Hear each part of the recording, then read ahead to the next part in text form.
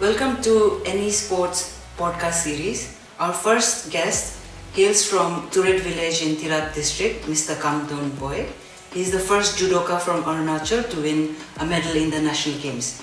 He started his national journey with a bronze in sub-junior national judo championship in 2015, and in last 10 years he has won several medals in Northeast and national level championships. And recently he created the record to become the first judoka of Arunachal to win a medal in national games.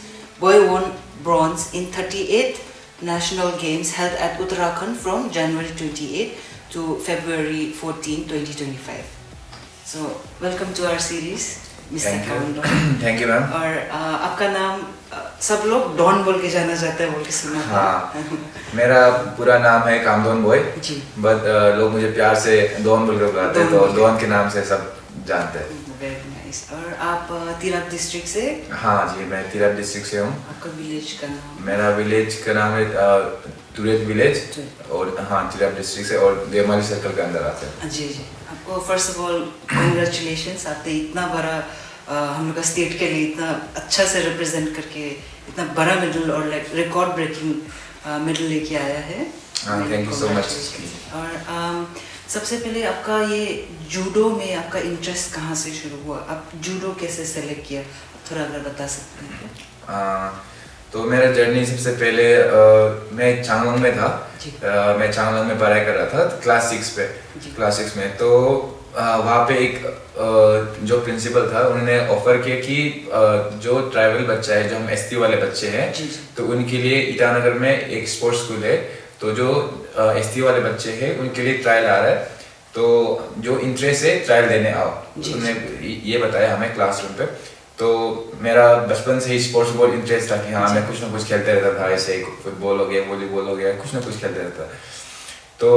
तो मैंने सोचा कि हाँ मैं try करूँगा, लेकिन डर भी था कि हाँ सिलेक्ट होगा कि नहीं। तो फिर बस मन में ये था कि हाँ एक बार कोशिश करूँगा, तो ट्राई करने में क्या जाता है। तो मैं ट्रायल देने गया। ट्रायल देने के बाद उसके बाद वैसे सिलेक्ट हुआ मैं। उसके बाद मैं क्लास 6 हाफ में ही मैं संगठन स्पोर्ट्स अकेडमी में आ गया। वो था 2012 में, तब मैं सिर्फ 12 साल का था। हाँ 12 इयर्स का था। तो मैं यहाँ पे आके तो एक साल जस्ट जनरल सीखा, जैसे रनिंग कैसे करना या एक्सरसाइज कैसे करना, वो सब सीखा। उसके बाद हमें एक गेम दिखाया गया कि वहाँ पे, क्योंकि संगठन में शायद आई थिंक 16 स्पोर्ट्स ऐसे कुछ था, तो हर गेम दिखाया, जैसे कि जूडो, बॉक्सिंग, कराटे, फुटबॉल वगैरह। हर गेम में हमें ले जाके दिखाया कि हाँ आप लोग देखो, उसके हिसाब से आप चॉइस करना। तो जूडो सबसे पहले देखकर हाँ ऐसा लगा कि वाह क्या, एक दूसरे को उठा के फेंक रहे हैं ऐसे। और जो कोच था हमारा वहाँ पे, जो फर्स्ट कोच यूम पंखू था, वो भी तिरप से ही था। तो उन्होंने मुझे बोला कि आजा जूडो पे आजा, मैं अच्छे से ट्रेन करूँगा। तो मैंने भी उनके ऊपर ट्रस्ट किया कि हाँ सर मेरा अपना डिस्ट्रिक्ट का है, तिरप का है, तो वो मुझे अच्छे से सिखाएंगे, अच्छे से ट्रेन करेंगे। तो फिर हर चीज़, लेकिन सबसे पहले हमें 3 गेम चॉइस करने के लिए बोला था, जैसे कि आप टॉप 3 में रखो जिसमें इंटरेस्ट है। तो सबसे पहले मेरे फुटबॉल में बहुत इंटरेस्ट था मेरा, football and karate and judo. मैं 3 ऑप्शन रखा, वो तीनों पे। तो लास्ट में मैंने डिसाइड किया कि मैं जूडो करूँगा। तब जाके मेरा जूडो जर्नी वैसे स्टार्ट हुआ। और सबसे बड़ा हाथ वही है कि हाँ यूम सर का, जो यूम पंखू है, उनका जो मुझे जूडो पे लेकर है, उनका सबसे बड़ा हाथ है। तब उसका थ्रू से मैंने जूडो स्टार्ट किया, वहाँ से शुरू हुआ। हाँ। अच्छा, और आपका ये जो कंपटीशन के लिए ना, जैसे जो प्रिपरेशन होता है, आपको फिजिकली भी ट्रेनिंग अलग होता है, फिर आपको मेंटली भी अलग से ट्रेन करना होता है, उसका अगर कुछ बता सकते हैं? हाँ, जैसे जो हम फिजिकली ट्रेन करते हैं, जैसे हमारे जूडो ऐसा गेम है जो हर चीज़ चाहिए उसमें। जैसे आपको फिजिकली स्ट्रांग होना पड़ेगा और हर चीज़ चाहिए उसमें, जैसे कि आपको स्पीड चाहिए, हाँ स्पीड चाहिए, इंड्योरेंस चाहिए और स्ट्रेंथ चाहिए। वैसे जूडो ऐसा गेम है। तो अभी अरुणाचल पे इतना किसी को पता नहीं जूडो के बारे में। सब कोई पूछने से भी अगर किसी को बताऊंगा कि हाँ जूडो, तो बोलते कि जूडो कराटे, ये पूछते हैं लोग। कि नहीं, लेकिन जुडो कराटे जमीन आसमान का फर्क है। जुडो में एक दूसरे को थ्रो करना होता है और कराटे में एक दूसरे में किक पंच होता है, तो वैसे खेलते हैं। आपका ये जो ट्रेनिंग होता है, आपका डेली रूटीन अगर बोला जाए, वो कैसे, मतलब क्योंकि बहुत आपको डिसिप्लिन रखना पड़ता है, राइट? तो उसमें आपको स्ट्रगल ऑब्वियसली हुआ होगा, पर आप अगर जिस बता सकते हैं कि आप कैसे शुरू किया, कितना मेहनत करना पड़ा आपको, और कौन था कि लाइक हर दिन आपको चलो चलो करना पड़ेगा, आपको करो करो कर, कैसे दोस्त लोग भी होता है ना कभी कभी, तो इसमें आपको कैसे, मतलब आप ये रूटीन ला पाए ट्रेनिंग के लिए, करो बता सकेंगे? हाँ, जैसे जब मैं घर पे था, जैसे जब मैं स्पोर्ट्स नहीं खेलता था, तब भी मेरा पापा है जो हमेशा बोलते थे कि सुबह जब हो जाता है वो हमेशा उठाते हैं, क्योंकि लेट तक सोने नहीं देते कभी भी, तो हमेशा आदत रहा जल्दी उठने का। तो बहुत सेक्रीफाइस करना पड़ता है, जैसे हम लोग को, हमारा जो क्या होता है कि स्पोर्ट्स में से सुबह बहुत नींद लगता है, जैसे हमें 5 बजे उठना होता है, कभी 4 बजे उठना होता है, तो इतना नींद लगता है कि उसमें सोचते हैं कि नहीं वापस सो जाएगा, आज बहाना मार के सो जाऊंगा कि हाँ कि आज मेरा पेट दर्द है, माथा दर्द है, वैसे बहाना मार के सो जाऊंगा, वैसे सोचता है। लेकिन नहीं, फिर बाकी लोग जा रहा होता है, कोई मेरा जो बेचमेट वाला है, जो रूममेट वाला है, सब ट्रेनिंग के लिए जा रहा था, तब दिमाग में सोचते हैं कि ये लोग जा रहे हैं तो मैं भी जाऊंगा। हाँ, ये तो ये सब चीज़, और हमेशा डर भी रहता है क्या सीनियर का या तो फिर कोचेस का, उनका डर रहता है कि हाँ अगर नहीं जाऊंगा तो कोचेस मुझे डांटेंगे या तो फिर पनिशमेंट करेंगे, वो सब चीज़। तो उस हिसाब से एक होता है कि अगर आप एक बार हैबिट बना लो तो जल्दी उठने का सुबह, तो ऑटोमेटिक आप जल्दी उठ ही जाते हो सुबह। अगर आप एक बार गेजू कर लिया कि हाँ मुझे आज में पेट दर्द है या तो माथा दर्द है, ये बहाना मार के अगर मैं सो जाऊंगा तो नेक्स्ट दिन भी मैं सोचूंगा कि हाँ नेक्स्ट दिन में ये करूंगा। हाँ, कुछ दिन तो आदत बिगड़ते जाता है। तो हमेशा से मेरा अंदर डर रहा कि हाँ सीनियर का एंड जो कोच है, हाँ, तो उसका वजह से डिसिप्लिन उस हिसाब से मेंटेन होते गया। जी, आपका ना ये जो आप जैसे सब जूनियर लेवल से शुरू किया ना, हाँ, तो वेरी यंग शुरू किया, हाँ, तो उतना में आपको वहाँ तक पहुँचने के लिए आप थोड़ा अगर कुछ बता सकते हैं कि लाइक छोटा मोटा कंपटीशन होम ग्राउंड में खेला या फिर पासोला विलेज में जाके, पासोला डिस्ट्रिक्ट में जाके खेला, ऐसे करके कुछ एक्सपीरियंसेस अगर आप बता सकते हैं तो। हाँ, तो सबसे पहले मैंने अपना स्टेट में ही खेला, जो नॉर्थ ईस्ट गेम होता है, तो अरुणाचल पे वो हो रहा था ऑर्गेनाइजेशन, शायद 2014 या 15 में था, तो संगलाज में ही हुआ था। तो सबसे पहले मैंने वो खेला, लेकिन उस पर कुछ मेडल नहीं आया, मैं हार गया उसमें। तो फिर सोचा कि शायद मेरे अंदर कुछ कमियां हैं और बहुत दुख होता है जब हार जाता है ऐसे। तो फिर खुद के ऊपर मेहनत किया, खुद के ऊपर और काम किया, और सब जूनियर पे गया, तो सब जूनियर पे मेरा सबसे फर्स्ट ब्रॉन्ज आया। तब से उससे मेरा बहुत मींस जो इंटरेस्ट था गेम पे या तो फिर जो इंटरेस्ट था, हाँ, वो चीज़ मेरे अंदर, और मींस हिम्मत आ गया कि इस बार ब्रॉन्ज है, मैं और कुछ मैं कर सकता हूँ और आगे। तो और जाके फिर दोबारा अच्छे से मेहनत किया, अच्छे से ट्रेनिंग किया, तो धीरे धीरे करके, तो क्योंकि हमारा गेम जो एक लेवल हिसाब से होता है और वेट कैटेगरी गेम होता है, तो सबसे पहले सब जूनियर होता है हमारा। सब जूनियर जो होता है वो अंडर 15 वाला होता है, और जो कैडेट लेवल का होता है वो अंडर 17, एंड जो जूनियर होता है वो अंडर 21 होता है। उसके बाद 21 प्लस यानी कि सीनियर, यानी कि ओपन कैटेगरी होता है। तो सबसे पहले सब जूनियर से मैंने स्टार्ट किया। वो मैंने सबसे पहले आंध्र प्रदेश में विजयवाड़ा में मैं खेलने गया, तो वहाँ पे मेरा फर्स्ट ब्रॉन्ज आया। उसके साथ उसका वजह से मेरे बहुत इनकरेज हुआ कि हाँ मैं आगे कर सकता हूँ, तो यही था मेरा। और आपके ये सब में ना, जैसे सपोर्ट फैमिली एक होता है सपोर्ट करने वाला, फ्रेंड्स लोग होते हैं, ऐसे आपको गवर्नमेंट भी अगर सपोर्ट किया होने से आपको मतलब सबसे ज़्यादा और सबसे इंस्पायरिंग वाला चीज़, या लाइक सिर्फ फाइनेंशियल सपोर्ट नहीं, बाकी सब सपोर्ट का अगर देखा जाए तो कुछ बता सकेंगे उसके बारे में? हाँ, सबसे पहले तो मैं फैमिली सबसे बड़ा सपोर्ट तो मेरा पेरेंट्स ही है, मेरा मम्मी पापा। और मैं ऐसे फैमिली से बिलोंग करता हूँ जो घर पे कोई जॉब नहीं करता, कोई गवर्नमेंट जॉब नहीं, कुछ नहीं, बस छोटा मोटा काम करके। तो पापा मुझे कभी भी मीन्स ये चीज़ का कमी होने नहीं दिया कि मेरा बेटा अगर खेलने जा रहा है तो वो कहीं से भी मैनेज करके देगा, वैसे वैसे वाला मेरा। तो पापा का बहुत बड़ा हाथ है उस चीज़ में, जो आज तक मैंने जो भी अचीव किया, आज मैं जो भी हूँ, हाँ जूडो का वजह से हूँ और मेरे पापा का वजह से। तो पापा हमेशा से अगर मुझे कॉम्पिटिशन जाना है तो कहीं से भी मैनेज करके पैसा देंगे, या तो फिर जो हमारा जो अरुणाचल जूडो एसोसिएशन होता है उनका साइड से सपोर्ट रहता है वैसे।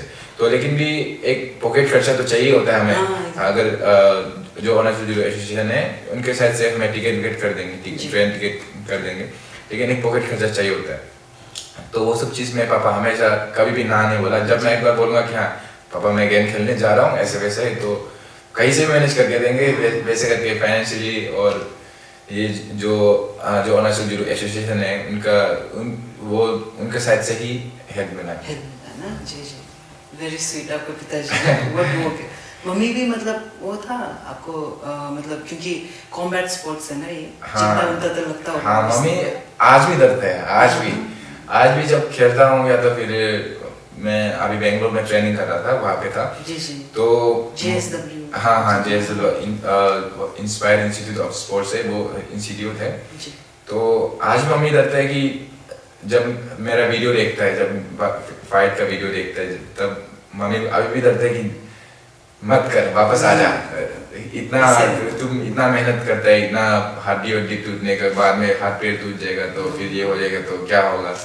मम्मी आज भी रहता है। तो फिर मैं बोलता हूँ अरे दुनिया में करोड़ों लोग स्पोर्ट्स खेल रहे हैं, तो हम अकेला थोड़ी खेल रहे। अगर हम अकेला खेल रहे तो अलग बात है, बाकी लोग खेले तो उसमें क्या दिक्कत है, कोई प्रॉब्लम नहीं है। तो मम्मी इस सब चीज़ से बहुत डरती है, क्योंकि बेचारे वो गांव की है, बस्ती लेवल की, तो उनको इतना बारे में उतना आइडिया नहीं है। बस उनको पता है कि हाँ मेरा बेटा स्पोर्ट्स खेल रहा है वैसे है। तो हाँ बस पापा को थोड़ा बहुत नॉलेज है उस चीज़ का बारे में, केयरफुल से खेलना है करके जो वो करते हो। जो फर्स्ट कंपटीशन जब हुआ ना आपका, ये जब ये जो नेशनल लेवल का जब हुआ था, तो उसमें जो गवर्नमेंट से सपोर्ट मिला, आप जैसे अभी बोला है गवर्नमेंट से, एसोसिएशन से मिला है, उसके बाद आपका फैमिली से भी ऐसे करके पॉकेट खर्चा लोग मिला।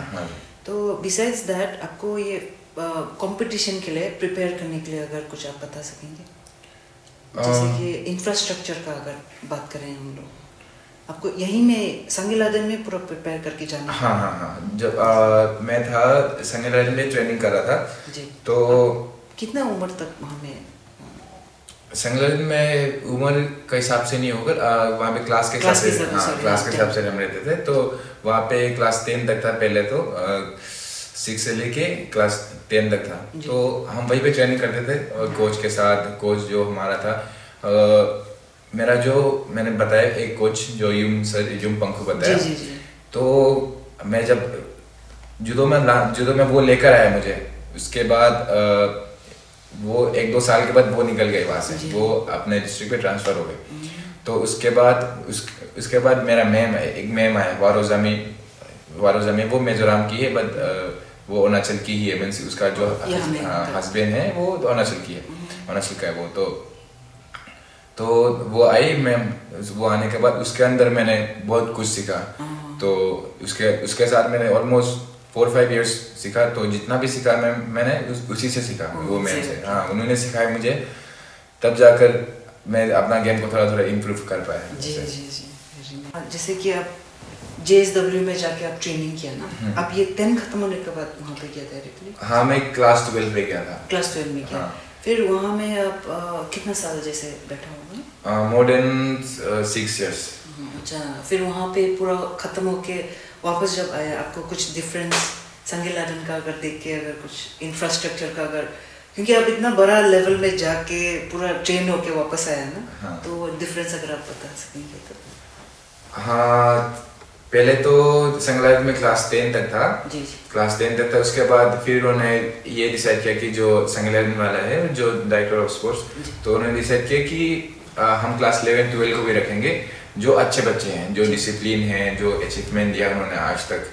तो उनमें से हम शायद more than 40+ थे जो हमारे जो क्लासमेट के थे। तो उनमें से हम सिर्फ 4 बच्चों को सेलेक्ट किया उन्होंने। हम सिर्फ 4 क्लास 11-12 में हम बस 4 लोग थे। उसके बाद हमें होता था कि जो एजुकेशन है वो हमें बाहर जाना होता है, बाहर ये गंगा बस्ती में वहाँ में आना है। उसके बाद ट्रेनिंग हमें संगलग्न में करना है, वैसे था। तो डेली कम्यूट करता था? हाँ डेली, सुबह ट्रेनिंग करो, दिन को क्लास आओ, फिर वापस जाओ। तो बहुत तकलीफ था, बहुत वो है कि रेस ही नहीं मिलता था। तो मैं वहाँ उसके बाद क्लास 12 के बाद मैं बेंगलोर के लिए कर्नाटका में वहाँ पे मैं सेलेक्ट हो गया। तो उसका सेलेक्ट वहाँ पे सेलेक्ट हुआ। तो बहुत लंबा जर्नी है, मैं बहुत स्ट्रगल करके गया हूँ। जैसे मैं एक बात बता दूँ तो जो जब बेंगलोर में पहली बार गया था तो मैं अपने फाइनेंस से गया, अपने उस पर। तो उन्होंने मुझे डेट दिया कि इस डेट पे आ जाओ, तुम्हारा ट्रायल है यहाँ पे बैठने के लिए। तो उन्होंने 1 हफ्ते में बताया। तो 1 हफ्ते में मेरा ट्रेन टिकट बुक नहीं हुआ, रिजर्वेशन टिकट नहीं मेरे पास, लेकिन ट्रेन में था 2 डेज हाफ का जर्नी था। तो लेकिन मैंने ठान लिया था कि सोच लिया था कि डिसाइड कर लिया कि मुझे जाना है बस। ये अपॉर्चुनिटी मिल रहा है, मैं उसको नहीं गवा सकता। तो मैं बिना टिकट के ही चला गया। 2 डेज मैं बाथरूम में बैठ कर गया, टॉयलेट में बैठ कर गया मैं। हाँ 2 दिन तो जैसे तैसे मैनेज करके। ऊपर साउथ इंडियन साइड में क्या होता है कि बहुत गर्म होता है उस साइड पे। तो वो स्लीपर क्लास था, तो इतना गर्म, उसके बाद अकेला जर्नी करना। तो रास्ते पे मैं रो ही गया कि मैं क्यों कर रहा हूँ ये सब चीज़, इतना तकलीफ क्यों कर रहा हूँ। तो वहाँ जाके वहाँ पहुँचा, तब फिर वहाँ पे अलग ही दुनिया है। मीन्स लाइक जो संगलग्न में जो हमें खाने का या तो कुछ भी मिलता था उसका मीन्स 100 गुना ज़्यादा बेटर। हाँ बेटर। वहाँ पे हर चीज़ है, स्पोर्ट्स साइंस है, वहाँ पे जो स्टेडियम है, जो इंडोर हॉल है हमारा वहाँ पे जो था, और जो कोचेस है वहाँ पे बाहर के कोचेस है, बाहर कंट्री के कोचेस है। और यहाँ पे हमारा सिर्फ 1 कोच से रहता था, लेकिन वहाँ पे जाके 3 कोचेस है। वहाँ पे 3 कोचेस के अंदर मैं ट्रेनिंग किया वैसे। तो धीरे धीरे वहाँ पे मैंने ट्रेनिंग किया। वहाँ पे मोर देन 6 इयर्स वहाँ पे ट्रेनिंग करने के बाद, लेकिन बीच में भी बहुत डाउनफॉल हुआ। जैसे मैं परफॉर्मेंस नहीं दे पा रहा हूँ, लाइक अचीवमेंट नहीं दे पा रहा हूँ।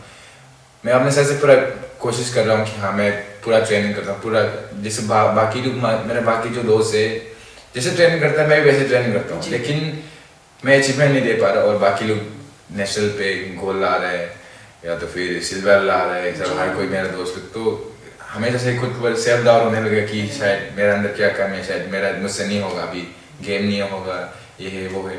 तो सोचने लग गया। तो फिर लेकिन भी कुछ नहीं, धीरे धीरे खुद से काम करते गए। तो लास्ट में अभी जाके मेरा लाइफ का मीन्स सबसे बड़ा अचीवमेंट मेरा यही कि नेशनल गेम्स में मैं ब्रॉन्ज मेडल लेके आया। वो भी आपने पूरा स्टेट के लिए रिकॉर्ड ना का। हाँ तो वही था। बाकी लोग बाकी गेम में शायद गोल्ड लेके आए, सिल्वर लेके आए, लेकिन हमारा जो one of the toughest game है पूरे वर्ल्ड में, इंडिया में या तो फिर अरुणाचल में इतना पूछता नहीं है उसको जूडो को। लेकिन अगर बाहर कंट्री के अगर लेवल पूछे, अगर आप कहीं भी इंटरनेट में भी कहीं भी गूगल पे सर्च मार के देख लेना जूडो के बारे में, बाहर का जो लेवल वाला गेम है, या तो बाहर में जो कितना कंपटीशन होता है। जैसे मैं एग्जांपल बोल लूँ, किसी भी गेम में ओलंपिक लेवल में, ओलंपिक सबसे बड़ा गेम है, तो उसमें कम्पीट करने के लिए शायद 10-12 कंट्री आएंगे या 20 कंट्री आएंगे। लेकिन जब जूडो के बाद आता है, जूडो जब आप सर्च मारो कि ओलंपिक में कितना कंट्री आया, कितने कंट्री रिप्रेजेंट किया, मोर देन 100 कंट्री आता है उसमें। तो इतना टफ गेम है। तो फिर 6 साल वहाँ पे रहने का मैं वापस आया इधर। मैंने यहाँ पे फिर दोबारा ज्वाइन किया संगलग्न में दोबारा। तो बहुत सारा चीज़ चेंजेस हुआ यहाँ पे। जैसे हॉस्टल थोड़ा डेवलप हो गया यहाँ, और बहुत सारा चीज़ चेंजेस हुआ। लेकिन हाँ हॉस्टल देख कर लगा कि हाँ मैं यहीं पे बड़ा हूँ, यहीं पे बड़ा हुआ। 6 साल मैं इधर पे ही था। तो हाँ काफ़ी अच्छा लगा, और अभी अच्छा भी लग रहा है वहाँ पे। आपको वही जैसे आप बाहर भी इतना रिप्रेजेंट करके भी ना वापस आके अरुणाचल में ही आप मतलब आप कंट्रीब्यूट कर रहे हैं, आपका नॉलेज जितना भी सीखा है वो भी कंट्रीब्यूट कर रहे हैं। जैसे कि आप स्ट्रेंथ एंड कंडीशनिंग एक्सपर्ट भी है बोल के। हाँ जी। सो जैसे कि जिम इंस्ट्रक्टर लोग जो होते हैं उन लोग भी स्ट्रेंथ एंड कंडीशनिंग ऐसे टाइप का कुछ कराते हैं, but it is totally different बोल के हमको रिसेंटली मालूम चला कि आप लोग वेरी सेपरेटली ये चीज़ को पढ़ते हैं ना? हाँ। तो उसके बारे में अगर आप कुछ बता सकें। मैं आप सबको बता दूं तो ये से जो स्ट्रेंथ एंड कंडीशनिंग होता है, जो ऐसे नॉर्मल जगह पे जैसे प्राइवेट जिम होता है, वो जो ट्रेन करवाते हैं, वो कुछ ट्रेनर ऐसे होते हैं जो मान ले कि अगर किसी का फिजिक अच्छा है, लाइक बॉडी बहुत अच्छा है, तो उनको भी सेलेक्ट कर लेते हैं कि वहाँ पे जैसे कि जो लोकल जिम होता है वहाँ पे, हाँ इसका बॉडी अच्छा है, और ऑडियंस भी उनको देख कर जाता है कि हाँ उसका बॉडी इतना अच्छा है, उसका फिजिक इतना अच्छा है, तो शायद वो अच्छा ही कराता होगा वैसे। लेकिन वैसे नहीं होता है, हमारा जो स्पोर्ट्स का जो ट्रेनिंग होता है वो बहुत अलग होता है, और जो लोकल जिम पे जो ट्रेनिंग करते हैं उनका बहुत अलग होता है। जैसे हम जो स्पोर्ट्स में जो ट्रेनिंग करते हैं वो हम बॉडी बनाने के लिए नहीं ट्रेनिंग नहीं करते हैं, हम ट्रेनिंग करते हैं अपना इंड्योरेंस बढ़ाने के लिए, अपना स्पीड बढ़ाने के लिए, अपना स्ट्रेंथ बढ़ाने के लिए। लेकिन जो लोकल जिम में ट्रेनिंग करता है वो लोग सिर्फ अपना बॉडी बनाना है, हाँ बॉडी बनाना है, मुझे फिट रहना है, वैसे वाला ट्रेनिंग है। तो बहुत सारा चीज़ अलग से कोर्स होता है जो स्ट्रेंथ एंड कंडीशनिंग का होता है, वो अलग से कोर्स आता है, अलग से कोर्स करना पड़ता है। और जो पर्सनल ट्रेनर जो वगैरह जो लोकल जिम में रखते हैं उनका भी अलग कोर्स होता है, उनका अलग कोर्स होता है और हमारा अलग कोर्स होता है। वैसे तो जो हम कोर्स करते हैं वो उससे भी बन सकते हैं आप, लोकल जिम पे जो प्राइवेट जिम होता है उस पर भी कोई अगर करना चाहे तो कर सकते हैं, क्योंकि उसमें भी बहुत पैसा है अगर पर्सनल ट्रेनर बने तो जी। अच्छा, हम आपको एक सवाल पूछना था, ये जो स्पोर्ट्स के लिए जो काउंसलिंग होता है, psychological counselling, because I believe ये कॉम्पिटिटिवनेस रहना जो एक स्पोर्ट्स पर्सन का अंदर बहुत ज़रूरी है, राइट? तो आपको यहाँ में कभी मिला कि नहीं मिला, और बाहर जाने का बाद बिसाइड आपका अपना फैमिली लोग ऐसे वाला आपको मतलब इंस्पायर करने का जगह, आपको बाहर में भी अगर कुछ जैसे आप कभी स्लैक हो गया, आपका परफॉर्मेंस इतना अच्छा नहीं हो रहा था, तब आपको काउंसलिंग के लिए एटलीस्ट ऐसे कुछ था क्या आपके लिए? हाँ, जब मेरा डाउनफॉल शुरू हो गया, जैसे तो मेरा लास्ट मेडल 2020 में आया था खेलो इंडिया में, मेरा सिल्वर मेडल आया। उसके बाद 2020 से 2024 तक मेरा कुछ मेडल नहीं आया। मीन्स ऐसे स्टेट लेवल वगैरह में तो आता है, स्टेट लेवल में तो कोई चक्कर नहीं, कोई प्रॉब्लम नहीं है। लेकिन जब नेशनल में जाता है तो नेशनल में मैं हमेशा सेमीफाइनल या तो क्वार्टर फाइनल में जाके हारता हूँ मैं। फिर वहाँ पे हार जाने के बाद फिर खुद को डाउट फील करने लग गया कि कहाँ कमियाँ हो रहा है, क्या प्रॉब्लम हो रहा है, खुद को सेल्फ डाउट होने लग गया। तो जो साइकोलॉजिस्ट क्लास होता है, जो साइकोलॉजी होता है, तो वो चीज़ बहुत ज़रूरी है स्पोर्ट्समैन के लिए। तो मैंने भी क्लास करा है वो चीज़। जब खुद के ऊपर सेल्फ डाउट होने लग गया कि कहाँ कमियाँ हो रहा है, तो मैंने सोचा कि शायद साइकोलॉजी क्लास करने से बेनिफिट्स हो सकता है। तो मैंने उनसे बात किया, जो साइकोलॉजिस्ट थे वहाँ पे, मैंने उनसे बात किया, तो उन्होंने बहुत सारी चीज़ मुझे क्लियर किया और मैंने जो अपना प्रॉब्लम था सब कुछ बताया, तो मुझे हेल्प मिला वो चीज़ से, बहुत काफ़ी हेल्प मिला। तो मैं जो यहाँ के जो स्पोर्ट्स के अंदर में जो स्पोर्ट्स को हमारे जो जैसे मिनिस्टर हो गया, स्पोर्ट्स मिनिस्टर हो गया, या तो फिर डायरेक्टर हो गया, तो मैं उनसे रिक्वेस्ट करना चाहूँगा कि संगलैंड में भी ऐसा कुछ चीज़ लेकर आए जो स्पोर्ट्स न्यूट्रिशनिस्ट हो या तो फिर स्पोर्ट्स साइकोलॉजिस्ट हो, क्योंकि एक प्लेयर को एक सक्सेसफुल होने के लिए वो सब चीज़ बहुत ज़रूरी है। वो सब चीज़ यहाँ पे है ही नहीं, अरुणाचल पे है ही नहीं। तो वो चीज़ प्लीज़ मेरे साइड से रिक्वेस्ट है कि प्लीज़ जल्द से जल्द लेकर आए, तभी हमारा बच्चा आगे जा सकता है। अच्छा। हाँ, तो अभी जैसे हम नेशनल लेवल तक अच्छा परफॉर्मेंस दे रहे हैं, कुछ स्पोर्ट्स में अगर अच्छा परफॉर्मेंस दे रहे हैं, तो अगर वो सब चीज़ मिलेगा तो हम इंटरनेशनल में ऑब्वियसली हम नो डाउट हम लेकर आ सकते हैं। जी। आपका और आपका फ्यूचर गोल्स ना, आपका खुद का पर्सनल गोल्स लोग क्या है, और आप ये स्टेट को लेके ना, आप जैसे आपको अगर बाहर स्टेट लोग में भी जॉब मिला होने से भी आप खुद यहाँ में अपना स्टेट को कंट्रीब्यूट करेगा, कुछ अपना जो एक्सपीरियंसेस है, अपना जो सीख के आया है नॉलेज लोग सब यहाँ में आप अपना कम्युनिटी को बढ़ाएगा करके ऐसे सोच के भी आया है, राइट? तो बिसाइड्स दैट अपना पर्सनल गोल आपका अगर कुछ है तो क्या है? सबसे पहले तो मैं अभी स्ट्रेंथ एंड कंडीशन में भी हूँ और मैं खेल भी रहा हूँ। तो मेरा यही एम है कि मैं जितना हो सकता है मैं आगे जाके खेलूँ। और अरुणाचल से आज तक जूडो में इंटरनेशनल कोई रिप्रेजेंट नहीं किया है और मेरा ये है कि सबसे पहला इंसान बनूं जो अरुणाचल से इंटरनेशनल रिप्रेजेंट कर और मेडल लेकर आऊँ। Wonderful wonderful, all the very best. I hope आप जरूर, और first of all first time यहाँ पे रिकॉर्ड हुआ है, होपफुली आप लोग भी विटनेस कर रहे हो और होपफुली आप और भी अच्छा से प्रैक्टिस करके और भी बेटर करो, बच्चा लोग को यहाँ भी सिखा के भी और वहाँ पे भी जाके मेडल लेकर आइएगा। और अभी का जो यंगस्टर्स लोग हैं उनके लिए आप क्या एडवाइस देना चाहते हैं? और बिसाइड्स आप लोग का जो स्टूडेंट लोग हैं, तो आई फील लाइक आजकल के ज़माने में आदमी लोग का धीरे धीरे जो इंटरेस्ट लोग बढ़ रहा है और हमारे पॉडकास्ट का एम ही ये है कि दूसरा लोग को इस ग्राउंड लेवल से हमारा अरुणाचल का ही लोगों को एक बार दिखाएं कि ऐसे वाला स्पोर्ट्स लोग है, ऐसे वाला लोग हैं, आप लोग देखकर इनको जानिए, इनका लाइफ का चैलेंजेस, स्ट्रगल्स और जो मेहनत है वो सब अचीवमेंट्स लोग सीख कर आप इन लोग को जान के ये स्पोर्ट्स को अप्रिशिएट कीजिए। ऐसे सब हम भी दिखाना चाहते हैं उनको, राइट? तो आप ये बच्चों को जो इंटरेस्टेड है सिर्फ देखने के लिए नहीं, आप उनको क्या बोलना चाहते हैं ये जूडो के लिए?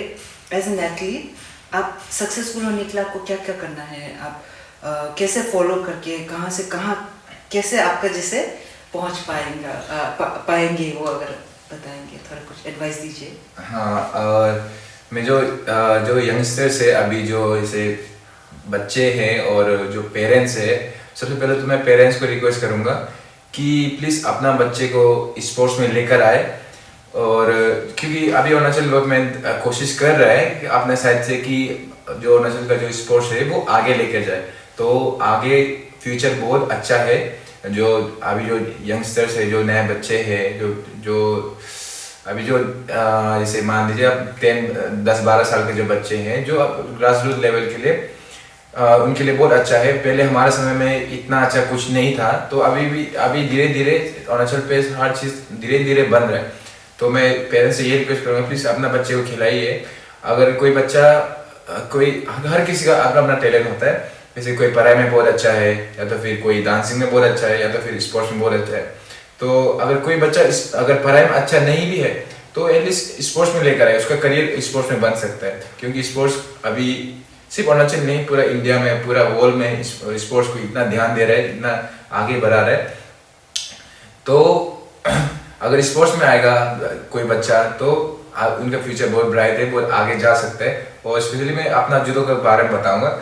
जैसे हमारा जूडो अरुणाचल पे अभी इतना वो नहीं है, इतना फेमस नहीं है जैसे बाकियों का, जैसे फुटबॉल जैसे फेमस होता है, या तो फिर कराटे, बॉक्सिंग जैसे फेमस है, इतना फेमस नहीं है। बट बाहर में बहुत फेमस है, बाहर में बहुत इम्पोर्टेंस है। तो अपना बच्चे को मैं ये रिक्वेस्ट करूँ, जूडो में लेकर आइए अपना बच्चे को।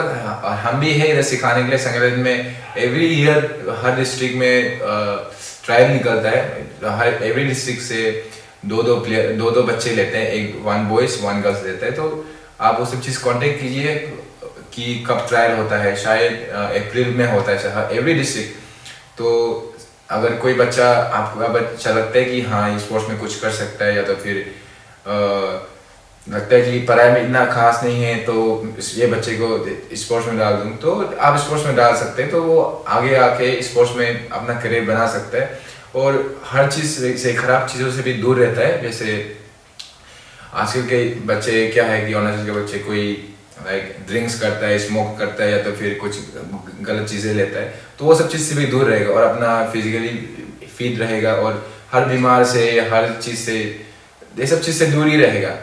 तो मैं यही रिक्वेस्ट करूँगा पेरेंट्स को कि प्लीज़ अपना बच्चे को लेकर आए, क्योंकि बच्चे इतना छोटा बच्चा वो खुद कुछ नहीं कर सकते। पेरेंट्स का बहुत बड़ा सपोर्ट है इसमें, पेरेंट्स का बहुत बड़ा रोल है। तो बस पेरेंट्स सपोर्ट कीजिए, आपका बच्चा खुद ब खुद आगे बढ़ जाए। Thank you so much for that, and thank you so much for watching Any Sports podcast. We aim to bring in more fraternity of Arunachal, sports fraternity of Arunachal Pradesh, and I hope we can bring in more personalities, different disciplines, and hopefully you will enjoy watching it. Stay tuned.